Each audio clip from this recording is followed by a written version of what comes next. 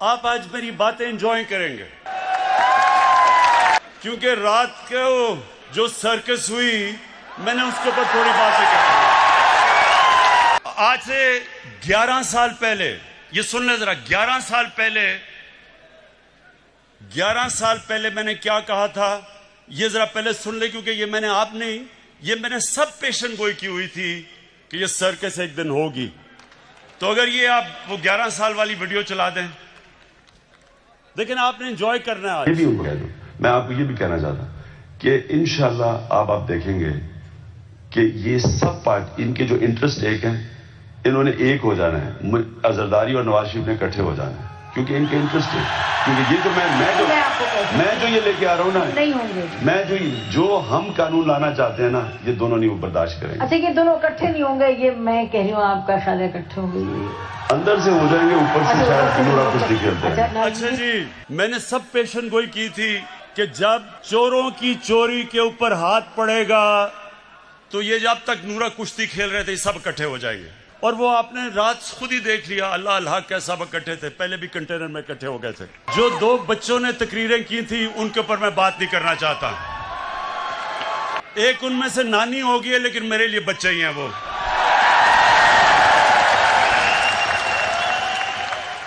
उन 2 बच्चों ने आज तक जिंदगी में 1 घंटा हलाल का काम नहीं किया। वो आज जाके लेक्चर दे रहे हैं दोनों। 1 घंटा उन दोनों ने पैसे बनाने के लिए हलाल का काम नहीं किया। पले किसके ऊपर हैं? अपने दोनों बापों की हराम की कमाई के ऊपर पले हुए हैं। ये वही इंसान है। ये शक्ल जब शिरीन मजारी ने देखी तो तब बेचारी की आंखों में आंसू आ गए। और फिर से मैं बता दूं, शिरीन मजारी की आंखों में आंसू आना मुश्किल है, बड़ा मुश्किल काम है। लेकिन वो देखे, वो मेरी भी आंखों में आंसू आ जाते अगर मैं इसको अच्छी तरह जानता ना। अच्छा, अब एक मिनट, अब जरा वो दूसरा भाई साहब को जरा दिखा दे। ये लंदन में जरा भाई साहब की आप सुन रहे हैं। पिटीशन लगी हुई है लाहौर हाई कोर्ट में। खुदा करे अल्लाह ताला अपने बेपाया फजलो करम से, अगर खुदा करे अल्लाह ताला अपने बेपाया फजलो करम से अगर इजाज़त मिल जाए तो अपने वालिद साहब के साथ होगी, जो कि बहुत ही आम बात है। तो बाकी उनकी दूसरी जो ट्रीटमेंट भी जारी है, तो हार्ट के लिए इंशाअल्लाह जल्द अपॉइंटमेंट। ख्वातीन, रोना नहीं है आपने, अपनी आंखों के आंसू पोंछ लें। ये बॉलीवुड भी ऐसी कोई एक्टिंग नहीं कर सकता जो अभी एक्टिंग किया है। अब सोचें कि हमारी कैबिनेट के सामने ये एक्टिंग जब हो रही थी, शिरीन मजारी रोना शुरू हो गई।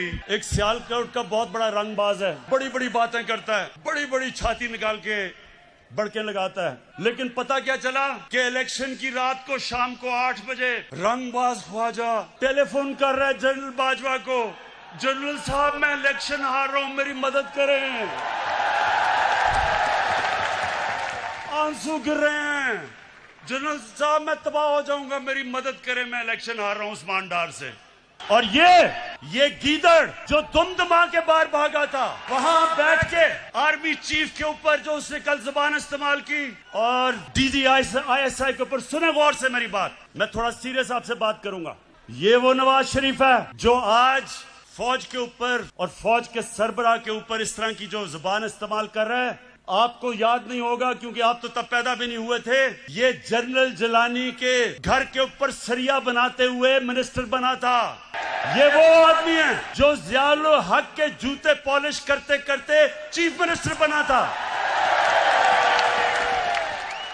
ये वो आदमी है जिसने जनरल दुरानी ISI के जब चीफ थे, पीपल्स पार्टी के खिलाफ जब इलेक्शन हुई तो मिरान बैंक से इसने करोड़ों रुपया लिया था इलेक्शन लड़ने के लिए। DGI-ISI की सुप्रीम कोर्ट को रिपोर्ट थी। लेकिन इस मुल्क की बदकिस्मती ये कि हमारे मुल्क की अदालतों ने इसकी मदद की हमेशा। ये वो आदमी है जिसने आसिफ जरदारी को 2 दफा जेल में रखा था, जनरल बाजवा ने नहीं डाला था, और उसको कहता था पाकिस्तान का करप्ट तरीन आदमी है। वो जरदारी इसके ऊपर हुदायबा पेपर मिल्क का केस उसने इसके ऊपर बनाया था, जिधर अरबों रुपए इन्होंने करप्शन करके पैसा बाहर भेजा था, वो उसने नवाज शरीफ पे बनाया था, जनरल बाजवा ने नहीं बनाया था। ये वो नवाज शरीफ है। और जरदारी इन्होंने जो इस मुल्क से किया है वो मीर जाफर और मीर सादिक ने अपनी कौमों से किया हुआ था पहले। नवाज शरीफ, मैं तुम्हें अब ये आज सुन लो मेरी गौर से बात, आज से मेरी पूरी कोशिश है तुम्हें इस मुल्क में वापस लाया जाए और तुम्हें यहां आम जेल के अंदर डालेंगे, वीआईपी जेल नहीं होगा। गरीब आदमी लाखों की चोरी करे तो वो तो बेचारा जिन हालात में जेलों में रहता है, और जो अरबों पैसा चोरी करके बाहर ले जाए, बच्चे अरबों रुपए के घरों में रहें और वो जाके वीआईपी जेल में ठहरे, तुम वापस आओ तो मैं देखता हूं तुम्हें हम कैसे रखते हैं। कि जो नया इमरान खान, एक तो नया पाकिस्तान एक नया इमरान खान बन गया कि कल किसकी तकरीर सुन के जो उसने जबान इस्तेमाल की है उस गीदड़ ने, मैं ये आज अब फिर कहता हूं कि अब से कोई इनको वीआईपी जेल नहीं मिलेंगे, इनको आम कैदियों की तरह हम रखेंगे। मैं आज आपको कह रहा हूं कि इंशाल्लाह अब आपको मैं मुकाबला करके दिखाऊंगा। मैं सारी जो गवर्नमेंट के हमारे इदारे हैं, नैब हमारे आजाद है, अदालतें आजाद है, लेकिन मेरे नीचे जो अदारे हैं उनको मैं अब खुद तैयार करूंगा। इस मुल्क में वो लोग जिन्होंने चोरी करके मुल्क को लूट के पैसा बाहर लेके गए हैं, इंशाल्लाह एक एक को हम पकड़ेंगे। ये जो अब आप इमरान खान देखेंगे, ये एक मुख्तलिफ इमरान खान आने लगा। किसी किस्म का प्रोडक्शन ऑर्डर किसी डाकू को अब नहीं मिलेगा। शहबाज शरीफ के ऊपर अभी जो चीज सामने आई है, 23 अरब रुपए की इसका करप्शन का इंकशाफ हुआ है। मैं अपनी पाकिस्तान की अदलिया को और हमारी नैब को एक पैगाम आज देना चाहता हूं। देखें, लोग तंग आ गए हैं, लोग इंसाफ की इंतजार कर रहे हैं, लोग चाहते हैं कि इन चोरों से पैसा मिलके वापस अवाम के पास आए। पाकिस्तानी कौम इंतजार कर रही है कि केस कब अदालत में कंप्लीट होंगे। मेरी रिक्वेस्ट है जनाब चीफ जस्टिस साहब, जो गवर्नमेंट से आपको लॉजिस्टिकल सपोर्ट चाहिए हम देने के लिए तैयार हैं, लेकिन खुदा के वास्ते डे टू डे हेयरिंग करके ये केसेस खत्म करें। इनकी 30 साल से मुल्क को चोरी कर रहे हैं, इनकी अब से तो नहीं केसेस आए, लेकिन वो केसेस के फैसले ही नहीं होते। और मैं नैब को भी कहता हूं कि नैब आपने कई जगह बड़ा जबरदस्त काम किया, लेकिन खुदा का वास्ता है कि केसेस को मंतकी इंजाम तक तो पहुंचाओ। आप हमारे से जो मदद चाहते हैं हम देने के लिए तैयार हैं, लेकिन कौम इंतजार कर रही है कब इस कौम का लूटा हुआ पैसा वापस मिलेगा। गवर्नमेंट, ये मैं आज फिर आपके सामने अब रख रहा हूं,